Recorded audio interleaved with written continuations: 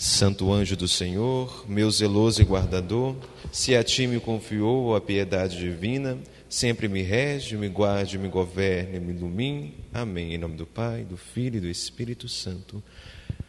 Como a maioria já me conhece, o meu nome é Jonathan, meu apelido é PP, tenho 22 anos, estou atualmente coordenando o Ministério Jovem da área ITA, também esse Ministério de Pregação. Eu disse que eu tenho 22 anos? Já disse? Então eu tenho 22 anos de novo, repetindo. Eu faço parte do grupo de oração Libertos pela Cruz de Cristo, que acontece todas as terças-feiras. Com muita alegria, a mão do Senhor sempre está sobre esse grupo e nós nos alegramos. Amém? Irmãos, hoje eu trouxe um ensinamento, um aprendizado que eu aprendi e que eu tenho certeza que vai dar uma alavancada no seu crescimento espiritual. É uma coisa que talvez vocês não conheçam, mesmo tendo algum tempo já na caminhada, eu trouxe algo diferente, algo novo, algo que pode dar uma direção sobre as insídias que o demônio joga sobre nós. E o tema dessa pregação é a tentação diabólica. Amém? Vamos lá para Efésios 6, versículo 10 ao 12. Efésios 6, versículo 10 ao 12. Na Bíblia Ave Maria é mais fácil abrir em Filipenses, que já sai em cima. Amém? A palavra do Senhor é nos dirigida nesses termos esta noite. Finalmente, irmãos, fortalecei-vos no Senhor pelo seu soberano poder. Revesti-vos da armadura de Deus para que possais resistir às ciladas do demônio.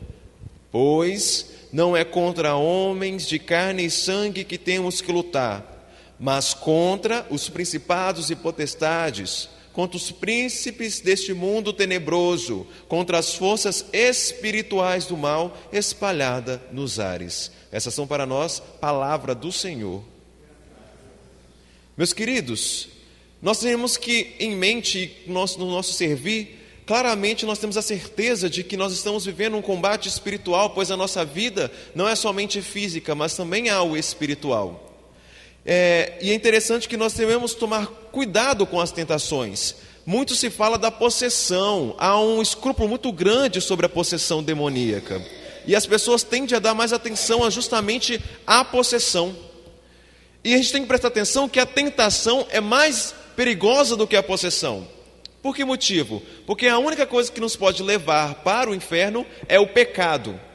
E para nos levar ao pecado, o que nos leva é a tentação. E eu vou dizer a ensinamentos dos santos padres que um possesso pode chegar a não ir para o inferno, porque é necessário ir para o inferno aquele que pecou.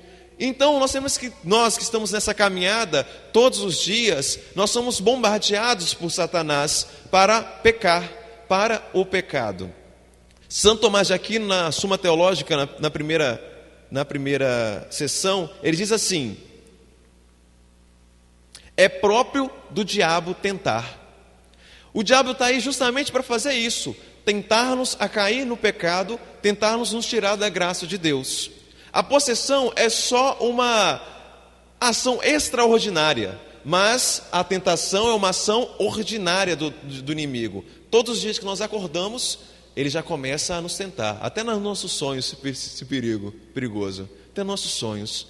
Essa é a forma. O objetivo dos demônios é nos tirar da graça do Pai, nos tirar do céu, porque eles já saíram do céu, então a única coisa que eles podem fazer é tentar nos tirar da graça. Bom, mas de primeira mão eu já dou notícia para vocês que, apesar de todos os dias a tentação bater à nossa porta, a graça de Deus é maior. E se Deus permite a tentação, é porque nós somos capazes de vencer pelo amor dele que ele tem por nós. Então sim, antes de eu continuar, eu quero já dar essa notícia ótima, que a graça de Deus é bem maior do que a tentação que o Satanás pode jogar contra nós. E se Deus permite, é por amor a nós, pois é uma forma de nós, humanos, nossa mancha, desse jeito, mostrar para Deus que nós amamos Ele, resistindo à tentação. Amém? Só que então nós temos que analisar, eu quero trazer para você uma análise do padre Antônio Royo Marín, um espanhol, que escreveu uma obra chamada Teologia de la Perfeição Cristiana, que está em espanhol mesmo, Teologia da Perfeição Cristã.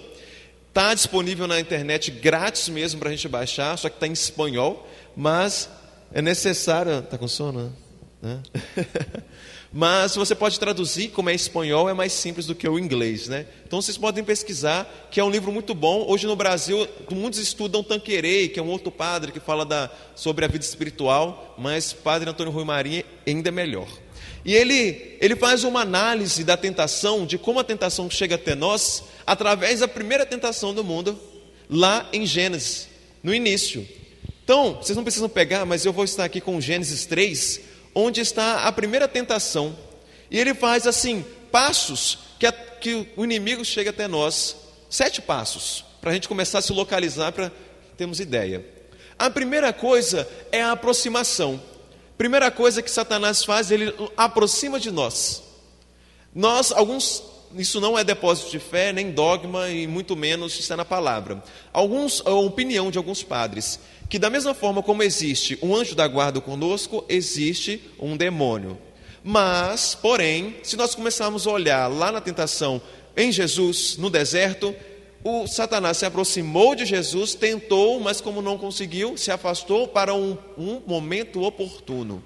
Então, quer dizer, como eu disse, não é dogma de fé, não é depósito, não está fundamentado na palavra, mas é alguma opinião de alguns padres. Como da mesma forma existe um anjo, existe também um demônio. Mas nós temos que ter consciência que nem todo momento os demônios estão com a gente, mas todos os instantes o anjo da guarda está conosco. E uma coisa interessante sobre essa aproximação, pois existe outras tentações, a tentação do demônio, a tentação das nossas concupiscências, da nossa carne, por declínio do pecado original, e a tentação do mundo. Quando o inimigo não vem, ele manda o secretário, né? Então, existe um mundo que está aí conosco para nos atentar. Então, a gente tem que se preocupar. A gente nunca sabe em qual dos 3 que vem. Se é nós, se é o mundo ou se é o Satanás. Mas uma coisa simples dessa aproximação é o poder da água benta, que nós não muito sabemos. Se você usa a água benta, né, no momento de tentação, é como se tivesse uma cruz espiritual em você que os demônios não conseguem se aproximar. Então, se você está sofrendo tentação depois de usar água benta, certamente é um dos outros 2. Ou é a sua carne, ou é o mundo. Alguma coisa. Amém? Então é assim, o inimigo ele se aproxima primeiro. Segundo, ele ataca. Mas uma pessoa virtuosa como nós, que buscamos sempre a santidade, nem sempre esse ataque vai funcionar muito bem. E aí ele vai e faz a terceira coisa, a insinuação. Até agora como é que foi? A aproximação do demônio, o ataque do demônio e a insinuação. Ele faz o seguinte lá com Eva, lá no versículo 1a. É verdade que Deus os proibiu de comer o fruto de toda a árvore do jardim? O que ele faz? Ele faz uma apenas insinuação. Não para você pecar ou para mim pecar, mas para você começar a conversar com ele. Ele chega e insinua, ele faz uma pergunta, ele conversa com você para o tentado, eu e você, começarmos a discutir com ele, isso é justificar. Se você pegar a palavra, depois a Eva começa a tentar justificar por que não comia. Mas o que ele quer? Ele não quer que você peque, ele quer que você comece um diálogo com ele. É essa terceira parte. Então, a aproximação, o ataque e a insinuação. Depois, ele vem e nos apresenta, propriamente dito, a proposta do pecado. Chega Valtinha, aí ele vai e apresenta o pecado para você. Apresenta o pecado para você, Antônio. Aí ele apresenta. O que ele faz? E sempre a proposta, tia Alessandra, é uma mentira. Sempre a proposta que ele vem trazer é uma mentira, uma falsa felicidade. Essa é a maior proposta do pecado, que se encontra aqui, lá no versículo 4. Oh não, tomou a serpente, vós não morrereis, mas Deus bem sabe que no dia em que dele comestes, vossos olhos se abrirão e sereis como deuses, conhecedores do bem e do mal. Ele faz uma proposta para ela, apresenta o pecado com a mentira, com uma falsa felicidade. E é assim que ele vai fazendo. Depois, nessa proposta, se você ainda está discutindo com ele, chegou até essa proposta, o padre Antônio Rui Marinho diz que ainda há volta, ainda há capacidade de você voltar, porque cada instante que você vai entrando mais você vai se distanciando da graça de Deus, porque você quer. Então, não é que Deus não tem capacidade, mas você está se distanciando. E vem a outra parte, aproximação, o ataque, a insinuação, a proposta, a quinta parte é a vacilação. Aí, eu e você, nós cometemos um pecado venial nesse ponto, pois nós começamos a contemplar o pecado. nós começamos a contemplar o prazer de pecar, o prazer de fazer aquela fofoca, o prazer de beber uma bebida, o drogado, o prazer de se drogar novamente. A pessoa começa a querer acreditar que é bom, é melhor. É aí nesse ponto, nessa vacilação, a gente já comete o pecado venial, pois nós deixamos o prazer de pecar futuramente entrar em nosso coração. E depois, as outras duas últimas partes para completar, que é o consentimento, não preciso dizer mais nada. A pessoa, a alma consente, se convence que é melhor pecar. E por último, a vergonha. Como se encontra na palavra, o homem e a mulher se envergonharam de ter comido, de ter pecado. Então, é assim, Satanás, ele primeiro tira a sua vergonha para pecar, depois ele coloca a vergonha de novo para você não confessar. Não, vou desistir, vou parar, não tem mais jeito. Ele faz isso, ele tira a vergonha, depois ele coloca a vergonha para você de novo. Para você não confessar, para você dizer assim, não, eu estou na igreja há tanto tempo, ainda estou pecando em alguma coisa, estou errando em alguma coisa, estou sendo orgulhoso. Então, enfim, é isso que ele faz. Você entendeu a arma? Primeiro ele vai aproxima de você, depois ele te ataca, mas como você é uma pessoa virtuosa, ele vai e insinua para você começar a conversar, depois ele te dá uma proposta do pecado, aí depois você já começa a vacilar, por fim você consente, depois na vergonha de ter pecado, não tem jeito. É isso que é uma psicologia de Satanás para fazer a tentação. Isso que eu estou dizendo é só a tentação diabólica, não é a tentação do mundo e nem das nossas próprias carnes. Amém? Deu para entender como que ele faz isso? Mas é claro, o nosso Senhor bom Deus mandou Jesus para nos salvar, e assim ele dá até o remédio, já a solução para nós. Orai e vigiai. Essa é a palavra-chave para nós conseguirmos permanecer na graça e na salvação que Jesus nos deu. Orar e vigiar. Ou melhor, vigiar e orai. Eu não lembro como é que é. Vigiar e orar, orar e vigiar. Vigiar e orar, né, Lúcia? Obrigado. Primeiro, vigiar. Nós precisamos estar alertas com o pecado que está batendo a nossa porta, com as tentações, com esses passos que eu disse aqui. Nós precisamos fugir da situação de pecado. É muito mais importante nós fugirmos do que permanecermos presentes naquela situação. Fugir das conversas que nos atrapalham, fugir da situação de pecado. Se alguém tem problema com bebida, a pessoa já não tem que aparecer no bar. Se você tem problema com algum irmão, e você, em vez de ir lá e se reconciliar, você acaba, interessante, né? Fugir do pecado, mas você foge do irmão para não se reconciliar, mas no fim você não está fugindo do pecado, você está fugindo da graça. Então, o que quer dizer? Vigiar para você não estar nessa situação de pecado. E outra, orar incansavelmente, pedir para o Senhor humildemente: Senhor, sou pecador, sou tentado todos os dias pelo inimigo, mas a tua graça é maior, o teu amor é maior por mim.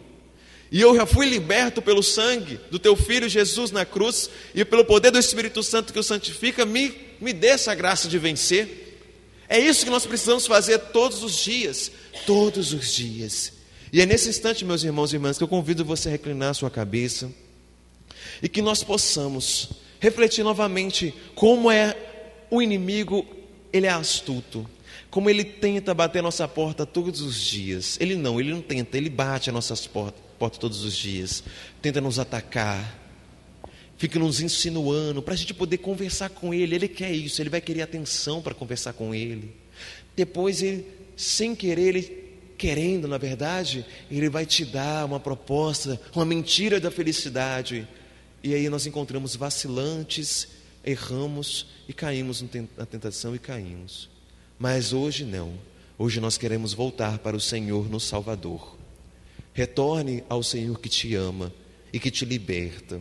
Retorne a Ele. Não tenha vergonha se nós passamos por essas 7 etapas.